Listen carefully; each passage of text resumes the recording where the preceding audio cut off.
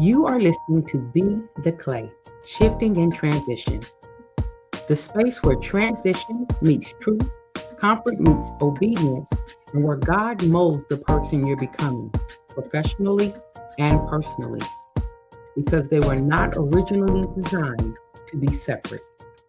I'm your host, Sharon Combs, and each week we explore reinvention, identity, mindset, and the faith required to hold your form when life is and is not applying pressure. Here we get honest about the battle, the breakthroughs, and the becoming, because the journey to a new you doesn't start with perfection, it starts with pliability.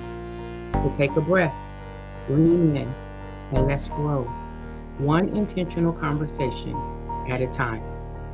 Welcome to Be the Clay. Sharon Combs.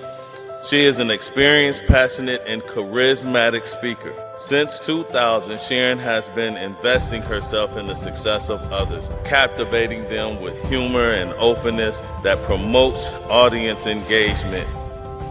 It doesn't have to be a fight between me and you. We can focus on solutions. And how do we focus on solutions?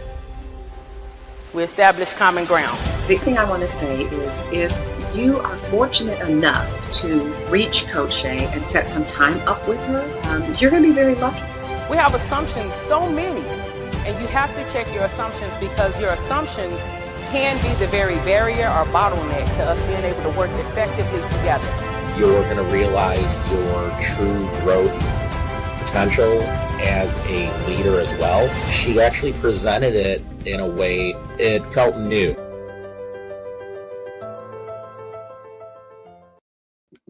Hey y'all, how you doing? This is Sharon Combs. Welcome to Be the Clay. Guys, this is episode 11. Thank you so much for being with us. This show is about shifting and transition.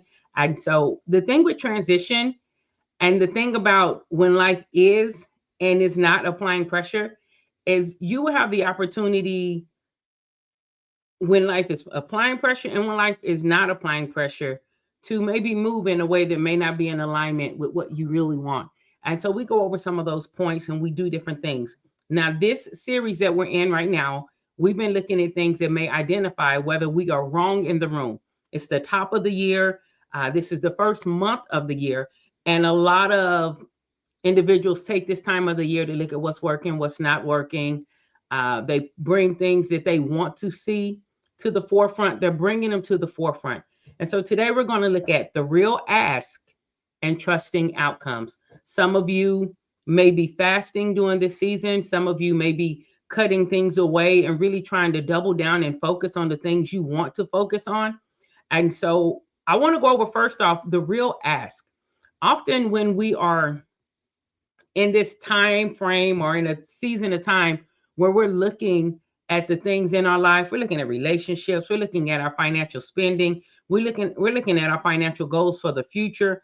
We're looking at how we are shaping the many people that are around us. Many is in plural and many is in a smaller version. So your children and your colleagues, like how are you impacting those individuals? How are you giving life to them? What's going on with those things around? And so as we're looking at all of those things, we have what we want to see come to fruition. You know, obviously somebody may be like, I want all my bills paid all the time. I never want to think about my bills. But somebody else may want to see their loved ones actually like happy and thriving in the way that they want to be happy and thriving. And so there are different things that we look at. The point is, during this time of the year, 90%, if not more, of people are looking at things like that. Businesses are looking at it. You know, they went over some things in Q4. Now it is Q1. So they're ready to run. They have their goals right in front of them. Everybody is looking at something during this season that they want to see differently and that they want to see more of and that they want to see less of. And so one of the things with this series, as in being the clay, because in Isaiah it talks about, you know, being the clay and being on the potter's wheel. And I often liken that to the fact that one season you may be a spoon.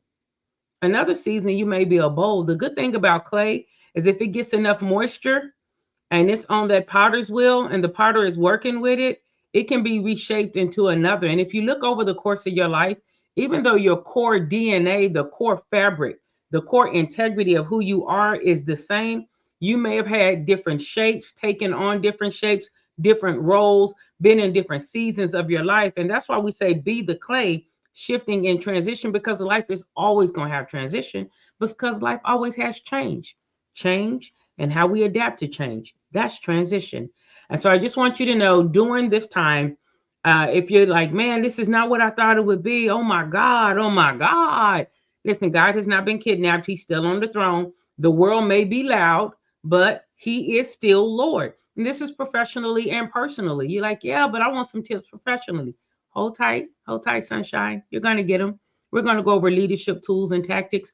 We incorporate all of that because at the end of the day, you are one person.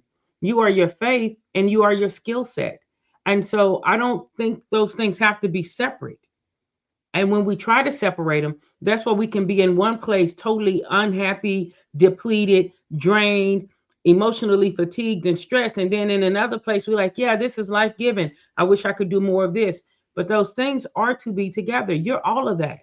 I like to tell ladies, sister, you all that because you are. You are the coordinator, the nurse, the doctor, the appointment setter, the Uber driver. You all that. Yes, you are. Yes, you are. And you who are listening now, you are a version of all that as well. And so I want to say worship doesn't have to end just because chaos starts. Prayers don't have to be reactive. You can be proactive with them. And sometimes just realizing those things lets you just kind of woosah and be like, yeah, that's right. And so if you're listening right now, you're woosah like, yeah, that's right. Yeah, because it is right. It is right. We are all of those things together. So now what I want to talk about first off is the real ask. Again, people are looking at things. And so you have your ask. Whether it's with your job and you want an opportunity for promotion, you want to take on more responsibility, you want to get some more leadership training, you want better hours, you want more money. You have your ask spiritually, and you may be asking like, Lord, I want to be closer to you. I want to be able to have more time to meditate on your word and to do self-care. Emotionally, you may have an ask, hey, I want my significant other, my spouse, my children to love me more for me and not just what I can do for them. So you have all of your ask. Now I want to flip it because those are your ask. And it's easy for you to identify your ask. But after this month goes and you begin to give attention to things, you might find out that your real ask is a secondary ask. It's a secondary ask. So the people who you are asking, the Lord, your family, your boss, they may have some asks as well. And so as you're looking at everything and scaling back and evaluating things, I want to say, what if there's an ask of you, just not an ask that you have of others? And so we're saying, what is the real ask? Scripturally, return to me with all your heart, with fasting and weeping and mourning. That's Joel 2:2. And you may be like, well, that's Old Testament. Okay, they was in trouble and they needed help. Their backs are against the wall. Maybe your back isn't against the wall.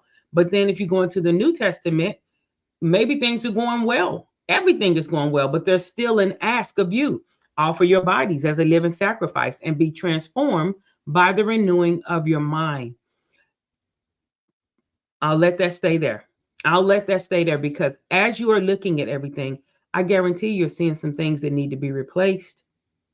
I guarantee that you're seeing some things that need to be released and to be let go. And so during this season, I know you have your ask. I know you have your ask and put things in position, but lay all of those asks before the potter because I don't want you to be asking for something that is at odds with what the ask is of you. I don't want you to be asking for a swimming pool when you're called to go to the Middle East in an area where it may not even be water. So I want the asks to be aligned if possible, not because I want them just for me, but I want them to be aligned for you. Because when you move in alignment, then you're moving in tandem, and in a complementary format to the potter and what the potter is asking for you to do. So first things first, I want to ask some questions. As you're doing your ask, what the real ask is, what distractions have you seen that need to be released? Not replaced, but released. Sometimes you replace the thought, But there's some stuff you just need to let go. You don't need to replace it with anything. And if you are fasting, are you fasting to prove discipline or to restore alignment? Message. Are you fasting to prove discipline, which is more about willpower and I can and like self-reliance, or to restore alignment? Are you wanting to be aligned with what is being asked of you during this season? And which one of your habits would honor God more than any public declaration? Not nothing you have to say to me or to anybody else, just to you. Is there a habit that you could implement that would honor the Lord more than anything you say? More than anything you say. More than fasting, more than praying, more than, giving to the needy, visiting the sick and shut in, sending out cars. What's something that he may be asking of you? Because when we give our bodies as a living sacrifice, that could just be your mouth giving praise. That could be you deciding, like we talked about last week, what you're not going to lend your tongue to, having restraint, not just obedience, but restraint. And you could also let your consistency be like devotion. So during this season, I want us to look at not just what our ask was over this past month. Don't just go over what you ask and how he did it. Of course, he'll do it. Don't just go over what you ask of your job, whether they did it or didn't do it. Maybe you ask for a raise. Maybe you thought at the end of last year you would get a cost of living increase, and the cost of living increase didn't look like what you thought it should look like.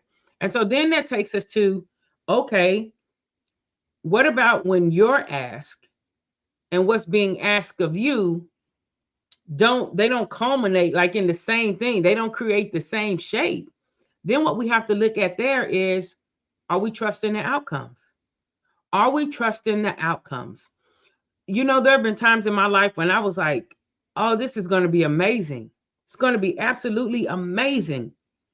And it wasn't. It wasn't amazing. It did not end as I thought it would end. It wasn't amazing. But then I go back and I think, about, like, is that going to shake me up? Is it going to make me quit? Like, was my faith in the fact that I get these things, or was my faith in the person who allows me to get these things? Was my faith in, hey, I got this new role, or was my faith in the person that I had learned to trust? And I ask these questions. Listen, guys, the reason I ask these questions is because I remember not knowing where I was going to lay my head at night. I remember not having a car, working my way up to a bike, putting my bike on the bus. I remember all of these things. And I remember I was like, Lord, if you just do this, I'll do this. All those prayers that people pray. Maybe you never did. Maybe it was just me. But, you say and you make these promises before something hits your hand. And then when something hits your hand, the things that hit your hand, message, hear this clearly. This is why I'm saying, what is the real ask? Because you can be asking for something that when it hits your hand, it now is going to create a problem between the giver and you. Maybe you're asking to have that job that brings you $500,000 each year. But if you having $500,000 each year is going to cause you to start acting differently toward the person who made it possible for you to have $500,000 each year, then you have to ask, is my real ask interfering with what's being asked of me?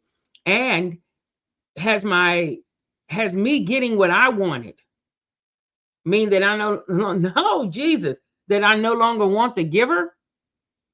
Message. I'm just going to let that sizzle down. I'm going to let that sizzle down, because when I look over my life, there's nothing I've prayed for that I really did not receive.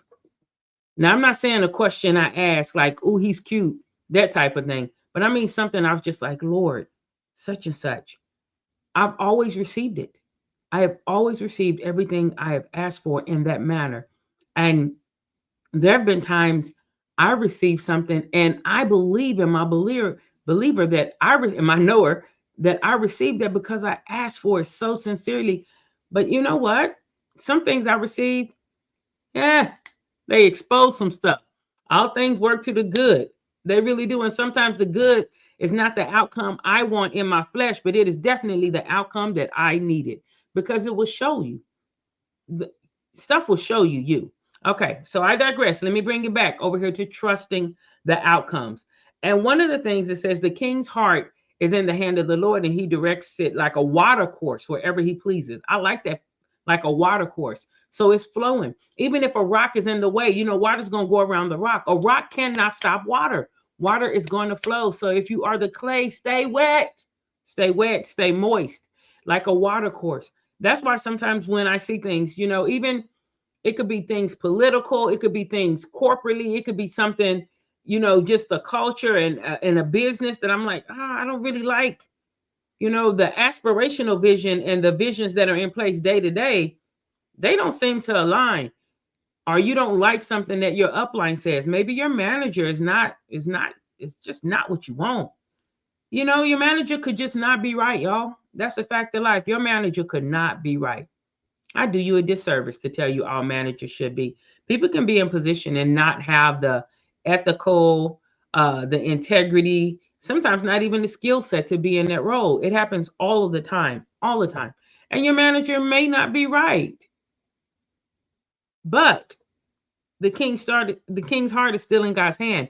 And it's probably something that you're learning in that season that is going to help you in future positioning and future roles. That's going to increase your probability of success in your future endeavors. And so the real ask when we're going through these seasons of life, hallelujah, amen. If you are a person of faith and maybe you're fasting, maybe you're a business owner, faith-based entrepreneur, you're looking at things and you have some real asks that you want to see over this calendar year. You have some real mile markers you want to hit. You have some targets you want to hit. You have some thresholds you want to surpass. All of that. Those are your asks. But there is an ask on the other side of the person you're asking, whether that's the marketplace, the Lord, your family, your friends, whatever it is, there are other asks. And so the real ask is, pay attention to what the real ask is, not coming from you, but coming to you. And ask yourself, how can I meet that? How can I meet that need? How can I line up with that? How can I step into fulfilling those asks? And then trust the outcome. Sometimes the season is not for you to just receive everything. Sometimes the season is for you to sow. Sometimes the season is for you to give, to help build something else for someone else. The king's heart is still in God's hand and he directs it. Remember, like a water course. That doesn't mean he just takes it and it means even if the king is tripping and there's hardness in his heart, he still is directing it like a water course past those bricks, past those rocks that would try to stop the flow of that water. You can't. Water is powerful, y'all. Water is powerful. Tsunami, water is powerful. Flash floods. How is it that inches of water can carry cars miles? You understand what I'm saying? It's powerful. It is very, very powerful. And also with the outcome, sometimes the outcome isn't what you had hoped it would be. It just isn't what you had hoped it would be. But it doesn't change the fact that God is still sovereign. And, it's okay for you to be disappointed. He's not threatened by your disappointment. You don't have to fake the funk. But understand, still trust the outcome. Still trust the outcome.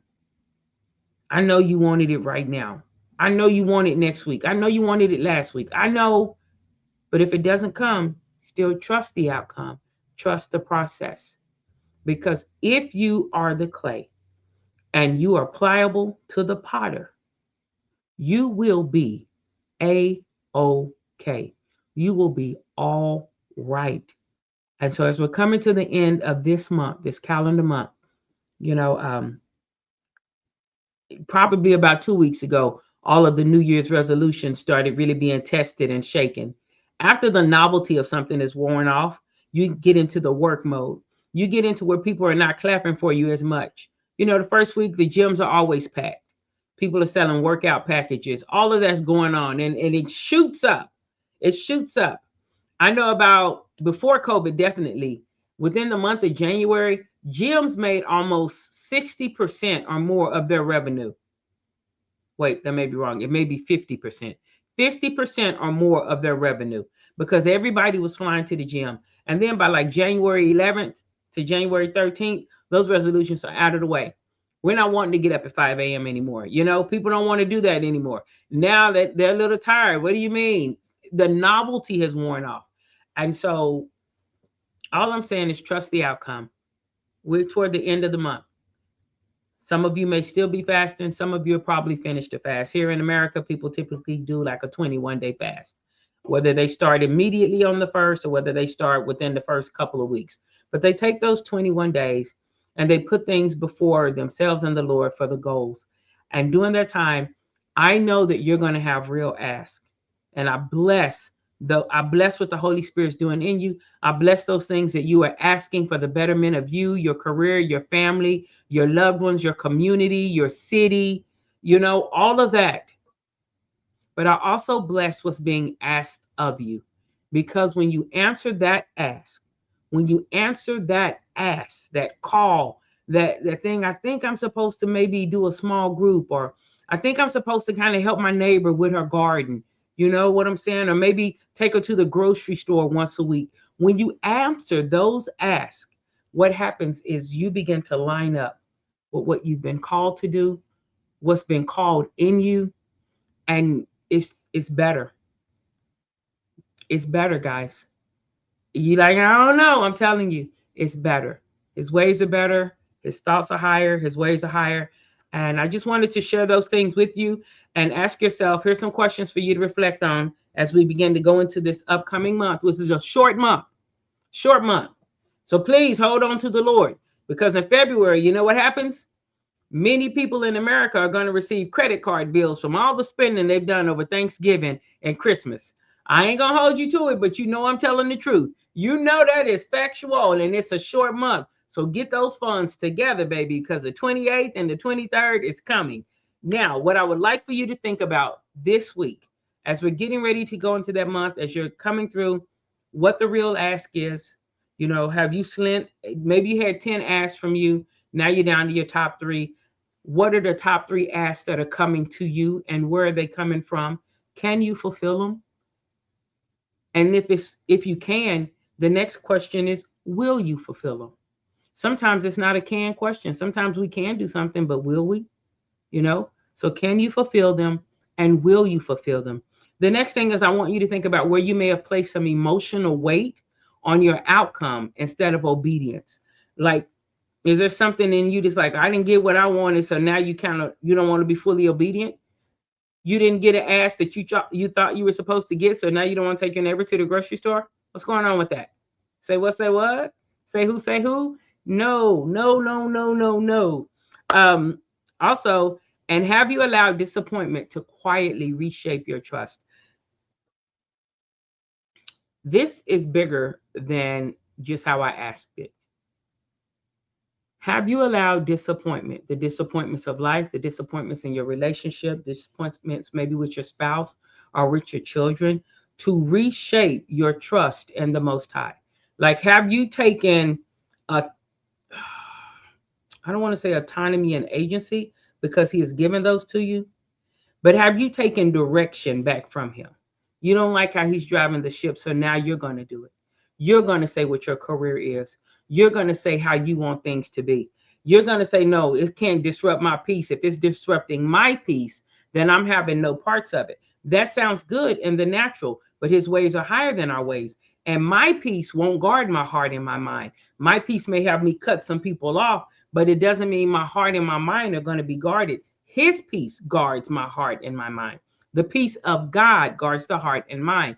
And so when we're working in these places, it's very easy for the world to get on us and kind of make us dusty. We look like a little pig pen sometimes when we're coming in from the world. I'm not talking about the club and, doing other stuff, fornication and all that. And I ain't saying, I'm not talking about it. But right now I'm talking about just day in, day out, going to your job, going to the grocery store. Like the world, you need to come in sometime and tap out, be like, Father, have you allowed some of the outcomes to displace the trust that you had when you started this walk?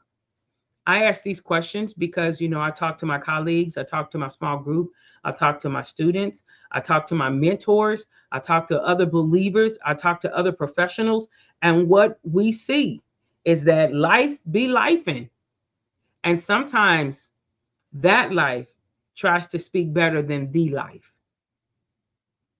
I know y'all rolling with me.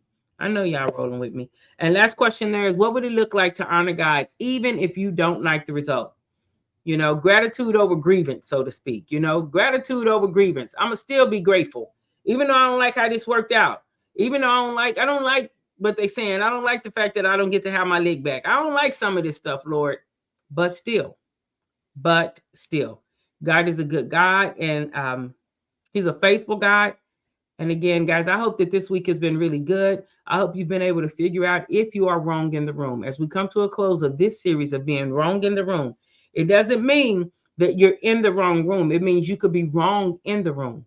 You could be wrong in the room because your alignment says, hey, this season is over, or it's too soon for this season. You could be wrong in the room in your attitude of a season. Like last week when I talked about volunteering and how I had an opportunity to judge and be offended, that would have made me wrong in the room for the remainder of that day, regardless of whether somebody did or didn't do something. I had a choice.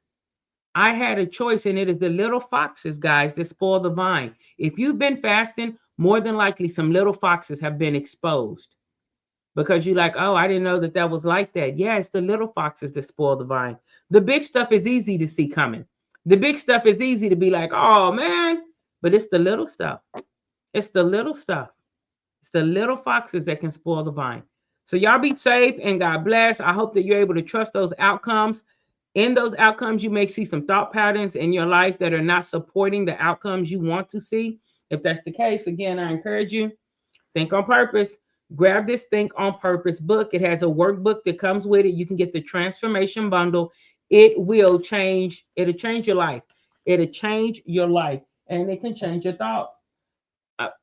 Listen, guys, I don't know if you know, but we have a lot of thoughts.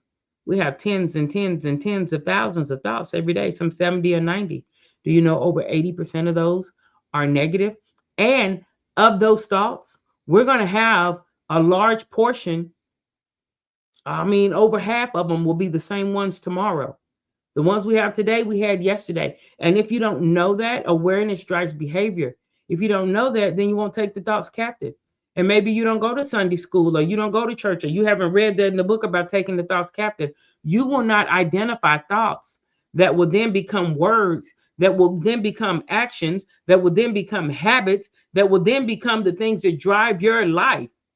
It's your car, but something else will be driving it because you don't recognize, hey, these thoughts are doing some stuff. I got to check these thoughts. And if you don't want to hear it in a biblical way, I'm just going to say, hey, look up metacognition. It is where you study and think about what you're thinking about. You can go to psychology as well. But this book will help you, and the workbook. And if you get it before the end of January, there's a free ebook called Wrong in the Room, where it really lays out some of these things we went over. Now, it costs $12 normally, but if you get it in the month of January, you get the ebook free. Those three things, if you'll spend the next 6 to 8 weeks going over those things, man, your quarter 2, your quarter 3, and your quarter 4 will be amazing. So, guys, my name is Sharon Combs. Thank you so much for being with us here on Be the Clay, Shifting and Transition. These are things to help your mindset, help you with reinvention, help you to understand transition and the fact that transition is not a really quick thing. It can go from 8 months to 36 months, sometimes even longer. And transition, guys, is not the change. It is what happens subsequent to the change. It is the time getting acclimated to the change. And there are phases to it. And so we really talk about those. I talk about them in most of my works, and most of the courses, and most of the books. I'm going to hit transition at least once. Even in your career trajectory, transition occurs. And we can go from a honeymoon phase to a frustration phase really, really quick. So, yeah, that's what I wanted to share with you all. Again, I do not believe personally and professionally have to be two separate things, because you are one person, and I don't want you split. A double-minded man is unstable in all he does. You were never originally designed to be split in how you operate in this thing we call life, okay? You were never designed for that. So before I go, I want to share a couple of things with you. One of the things I want to let you guys know, if you're interested in our alignment series, we meet once a month. We meet the last weekend of each month on Friday evening. We talk about things that are spiritual. We do some prayer points, some training points that we can apply to our life. On Saturday, we do leadership training so that you can set yourself apart from your peers and be positioned for ever increase in responsibilities and status, and yes, in pay as well with this leadership training, even with learning different words and how to say something 3 different ways, knowing how to present in a room so that you can be right in the room and be righteous in the room. Y'all ain't ready. Yes, you can be all of that without having to code switch or be fake or be phony.